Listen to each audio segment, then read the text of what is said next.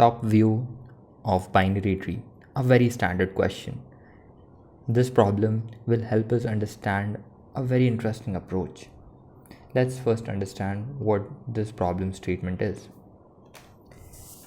We will be given a tree, binary tree, and we have to return a vector in an order such that the elements in the vector should be those which could be visible if we look the tree from the top.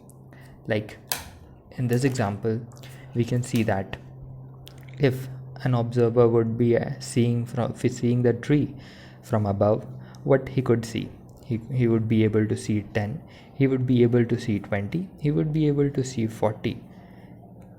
Would he be able to see 50? No, because 50 is below 10.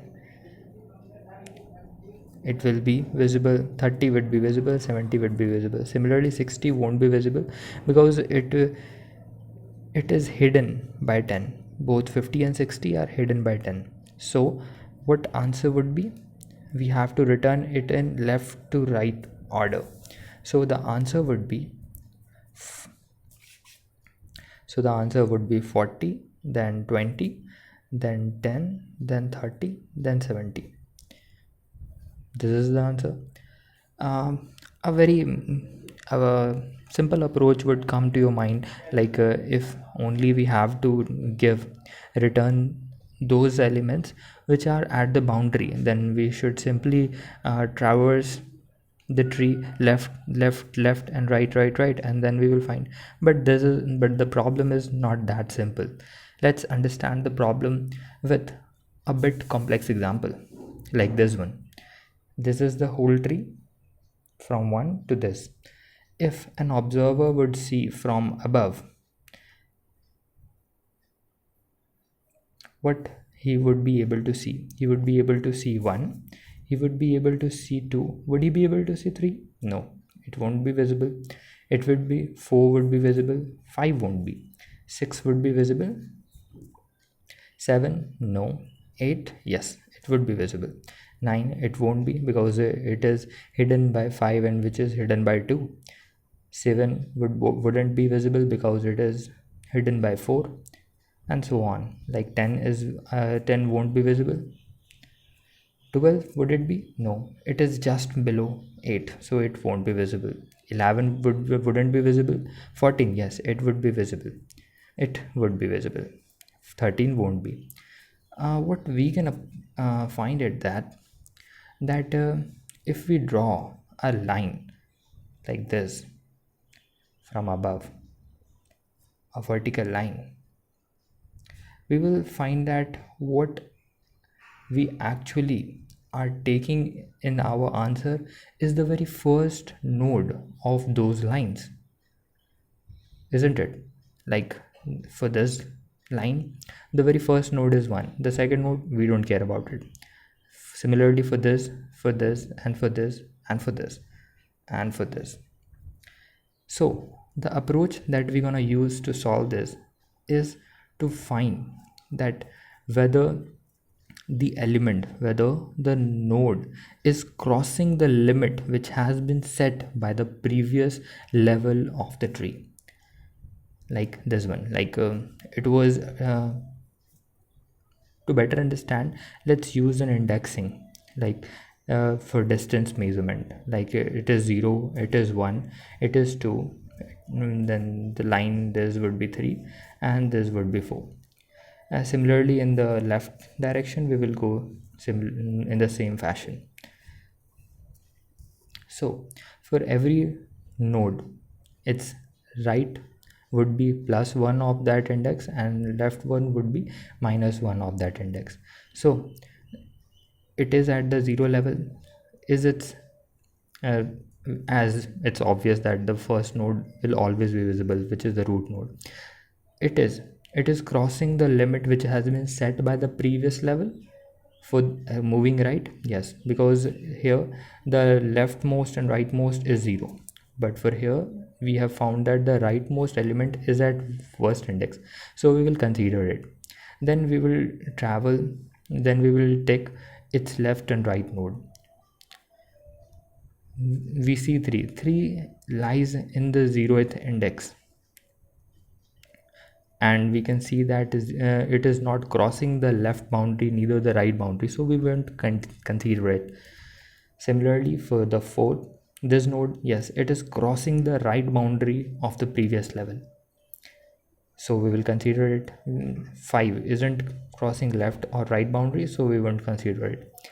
What we're gonna see is, at this step we will find that what to consider first, 8 or 12. For that, we should traverse these nodes in level order traversal. For first we will find traverse a level, because by traversing a level at once we will get this, the very first node which is at the particular index. Like for this, if we are at 6 and we will travel simply like a obvious normal travel, like pre-order travel, then we will find that 12 would be found. It will be clear when you go and dry run this approach by yourself. You will find that 12 will be found at the 4th index before 8 if we travel from pre-order. But if we travel from level order, we will find that 8 is found first. 8 is found before 12. So this fashion it will be clear. How we gonna implement this?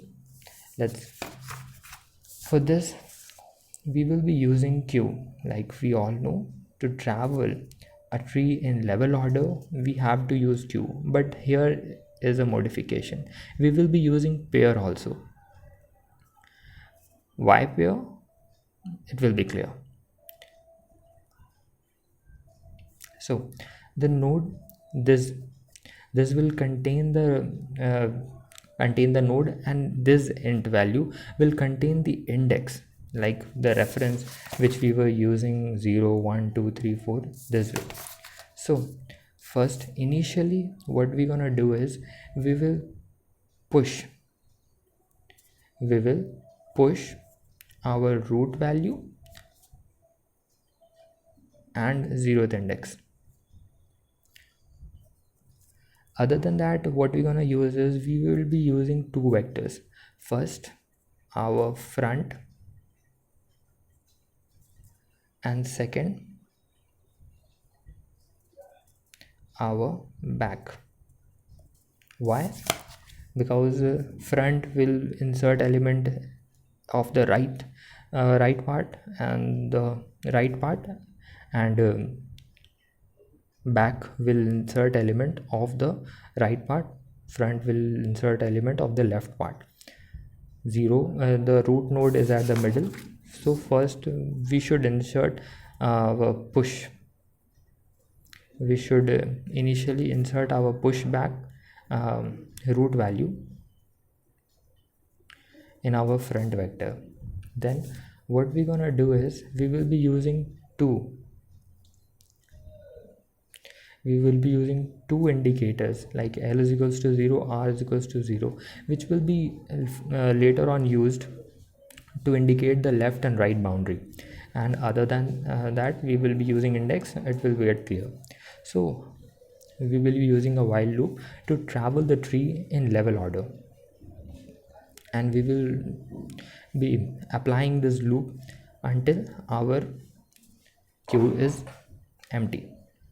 For that, first what we're gonna do is we will be using a current variable which will be storing our front value of the node. And we know that at the first value we have our node, and we will be using index variable to store the index of that particular node here. Then we will simply pop that here. But if we found that our index is less than L, what we're gonna do is we will insert in our front. We will insert that element in front, and we will move our left to on. to its left by subtracting a value from our left boundary. Similarly, if the if index is if our index is found to be greater than our right boundary, we will be inserting it on our back vector, and we will be stretching our right boundary. And if our then later on, if our current left is not null, then we will be push that current left with the current index -1. This is a very important point, because through this we will be storing the index, the reference. Like in this example, we can see that if we are at 6, we can see that 6 index is 3. To go its left, what would be the index for 7? It should be 2, that 3 minus 1, and for 8 it would be 3 plus 1. So similarly, for if current right is not equal to null pointer, we will be pushing it with current right and index +1. This is just a rough code. The actual code solution I will provide in the description, and we will be repeating it unless our queue is empty. And then later on, what we're gonna do is we will apply, like, see, front is having element in the reverse order. It has like for this it has in the reverse fashion. Let's see it this way. Like for this, what we're gonna have at our front is 10, 20 and 40 and front, and our back would have, for this would have 30 and 70. So before returning our answer, we will be creating another vector answer, in which we will be storing our front in a reverse order using r begin and r end, and we will inserting our back, appending in the answer vector, and then we will return. With this way, it is the most efficient